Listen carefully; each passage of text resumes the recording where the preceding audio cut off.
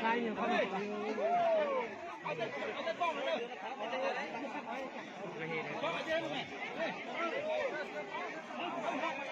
ช้าเอาแล้วนะใช้ปลาเต็มลึกลึกมาเลยนี่เขาดิ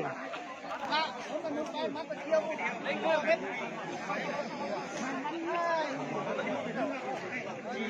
ยูมันเอา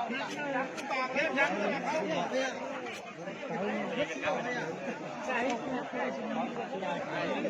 ล่าทุกช่วงเดินนิดเอาไปเด้อเอาไปเด้อรถต้องจับโอ้เราจะย้ายคุณฟีดเลยจิ้ม